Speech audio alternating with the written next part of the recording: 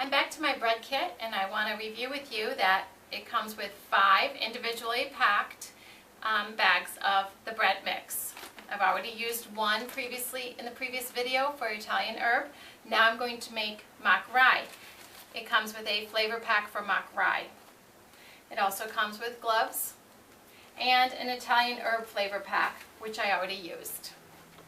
So the first step, as always, in making the bread is add the water. 11 ounces of water, or 1 1/3 cups of rounded water, and 2 tablespoons of oil.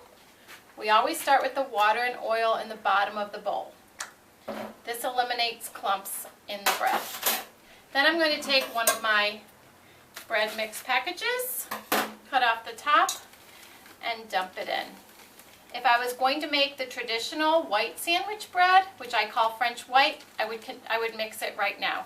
Instead, I'm going to use a flavor pack that the bread kit came with, mock rye. I'm going to put this right on top of the flour. Then today we're pretending we're at a relative's house with simple equipment, and we're just going to use a spatula and a bowl, and we're going to mix this with our hand. I do recommend a strong spatula. This one's about 4 or 5 inches long, so I would use whichever one you have that's the best. So I'm going to mix this dough. Really incorporate all the water and oil. You'll see as the different flours absorb the water, it'll start to get slightly thicker. There are 13 ingredients that are blended at my dedicated facility in Columbus, Ohio, that go into making these bread mixes. It looks like a very yummy mock rye color. It's a nice tan color with the caraway seeds spread throughout. It's going to be really delicious. Alright, with this mock rye, we're going to make a loaf of bread. I suggest these pans. They're 4x8. They're a strong foil pan. They're available at our local Meijer's.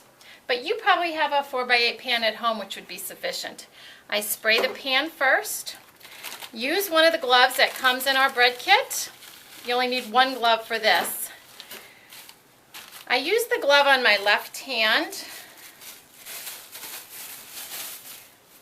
And I'm going to take the bread dough and put it in the bread pan. Since I'm a righty, I keep the spatula in my right. One thing I always do is spray my glove. Remember, that keeps the dough off utensils and into the pan. All this bread dough will go into the pan. When the glove is on my hand, the oiled glove, it just comes right off and into the pan. I'm going to spray the loaf, spray my spatula lightly, and I'm going to now shape the loaf. To shape it, I do a series of what I call waves by pushing my spatula, turning the pan, more waves, and then a final smoothing of the waves by turning the pan once or twice till the top is smooth. Okay, now I'm making the 3 slits very lightly on top, and that's all you have to do. I'm going to set my bread loaf aside to let it rise for 40 minutes. Okay, as you can see, the bread has risen.